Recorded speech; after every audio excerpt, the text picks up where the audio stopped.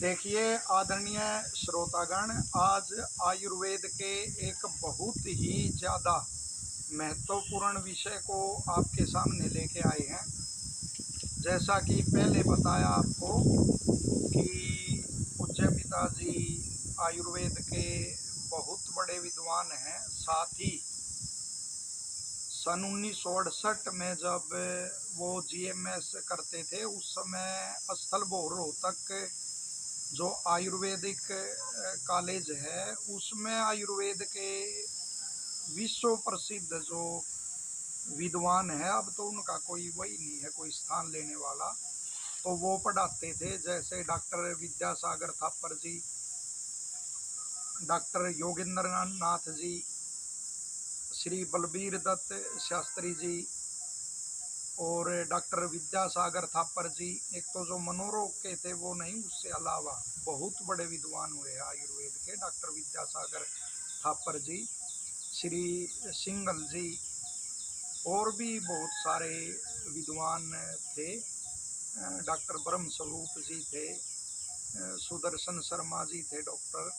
तो उन सब के पिताजी बड़े प्रिय शिष्य रहे और वो आयुर्वेद के सिद्धांत उन्होंने उनसे जाने और सुरक्षित रखे। और फिर हम बचपन से जितना बन पड़ा, वो रुचि के लिए उसका अध्ययन करते आए और पिछले 2 वर्ष विधिवत डॉक्टर जितेंद्र ठकराल से भी आयुर्वेद का अध्ययन किया। विषय संबंधी जो सिलेबस था, बड़े मनोयोग से उसका अध्ययन किया। तो उसी के आधार पे कुछ चर्चा अब हम करते रहेंगे जो बड़ी उपयोगी सिद्ध होगी। नेट पे स्वयं सर्च करके देखना, हमारा दावा है, वो अभिमान नहीं, सत्य कह रहे हैं कि वो नहीं मिलेगा आपको कहीं।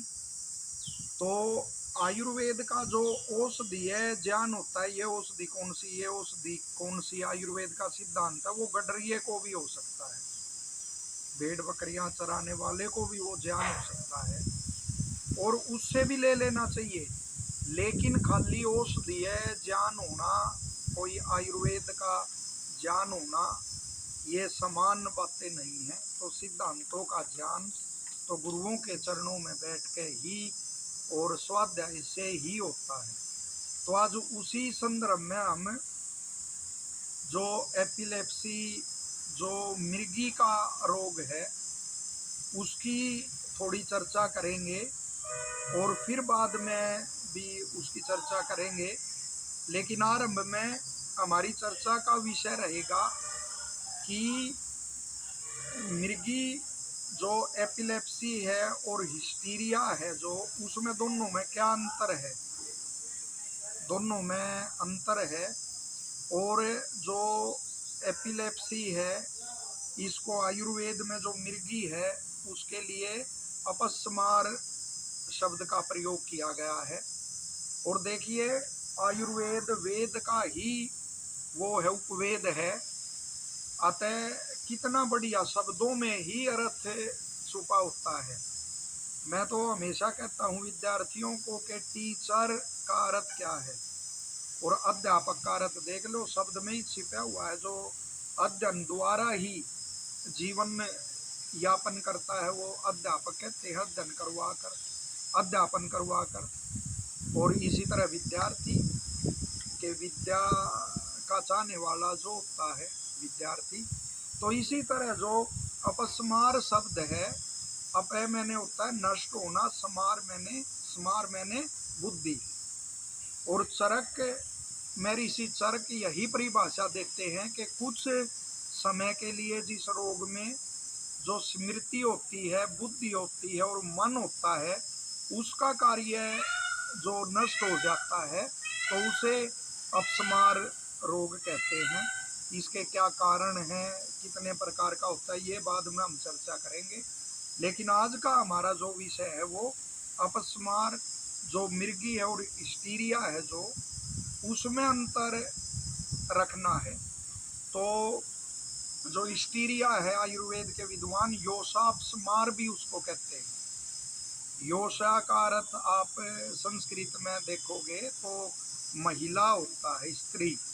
तो स्त्रियों में जो अपस्मार हो जाता है उसे फिर हिस्टीरिया कहते हैं।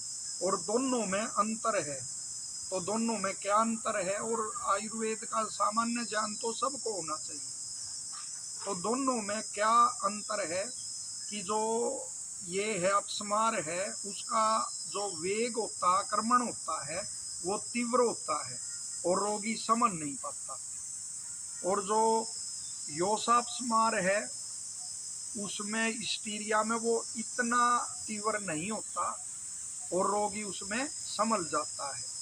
इसी तरह जो अपस्मार है, उसमें रोगी एकदम से गिरता है और एकदम से गिरने के कारण उसको आघात, चोट लग सकती है।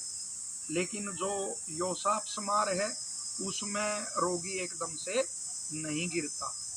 जो अगला अंतर है, वो अपस्मार में जो गर्दन है और आंखें हैं, वो टेढ़ी हो जाती हैं। बड़ी अमूल्य जानकारी आपको दे रहे हैं। लगभग 54-55 साल पुराने जो आयुर्वेद के विद्वान थे, विधिवत, जिन्होंने शास्त्रों का अध्ययन किया हुआ था, अनेक पुस्तकों का यह निचोड़ है। तो उसमें गर्दन और आंखें टेढ़ी हो जाती हैं और उधर हिस्टीरिया में वो गर्दन और आंखें टेढ़ी नहीं होती। इसी तरह जो अपस्मार है, उसमें जीवा दांतों के नीचे दब सकती है, कट सकती है, और उसमें हिस्टीरिया में वो ऐसा नहीं होता। और जो अपस्मार है, वो सोते समय भी हो सकता है। उसका जो दौरा है सोते समय भी हो सकता है, वो सोते समय नहीं होता। इसी तरह अपस्मार है, वो एकांत में होता है। और हिस्टीरिया जब लोग आदि साथ बैठे हुए होते हैं, कोई व्यक्ति आदि, तब वो होता है। कितना वो ऐसा अंतर है स्पष्ट दिखाई देने वाला। दूसरा, अपस्मार में वो अनैच्छिक रूप से ना इच्छा होते हुए भी मल मूत्र का त्याग हो सकता है और उसमें ऐसा वो त्याग नहीं होता। और ये जो अपस्मार है, जो मूल अंतर एक और आप समझोगे, क्योंकि सुश्रुत ने कहा है कि निदान का परिवर्जन भी चिकित्सा है, कारण को ही छोड़ देना कि वो भी एक चिकित्सा है। तो अपस्मार का गर्भाशय से कोई संबंध नहीं होता और हिस्टीरिया जो है योसापस्मार का, उसका गर्भाशय से संबंध होता है। अब तो बड़ा उसने चिकित्सा जगत में प्रगति हो गई है, वरना शिशु के जन्म के समय, प्रसव के समय, यदि कोई ये औजार आदि या उंगली आदि या हाथ आदि इनका प्रयोग किया जाता है प्रसव कराने के लिए, यदि वो अशुद्ध हो, स्टेरलाइज जो निर्जीवाणुकरण उनका ना किया गया हो, तो इन्फेक्शन होके और फिर ये रोग जो हिस्टीरिया का है वो ज़्यादातर होता है। तो ये इतने सारे वो अंतर हैं जो आपको हमने बताए। तो ये दोनों जो और भी हो सकते हैं, जैसे वो महिलाओं में ही होता है प्राय, और ये प्राय जो 16 वर्ष के लगभग आयु तक ये, और उससे नीचे आयु, बचपन में ही इसका इतिहास मिलता है अपस्मार का।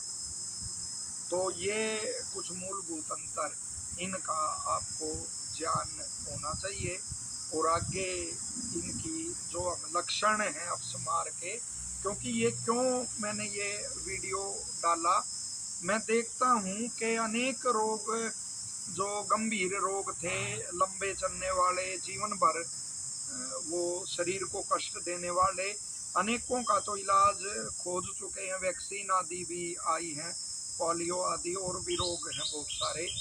लेकिन मिर्गी तो मैं अब भी देखता हूँ बहुत उनको, और उससे भी कष्ट जब होता है जब वो बच्चे का इलाज किसी वैद्य से ना करा के और ये गंडा डोरा आदि झाड़ फूंक इनके चक्कर में जब फंसते हैं तो और भी कष्ट होता है। इसी तरह हिस्टीरिया में भी ऐसे ही, उन्माद आदि रोग में भी ऐसे ही भूत प्रेत और उसके चक्कर में घुसते हैं।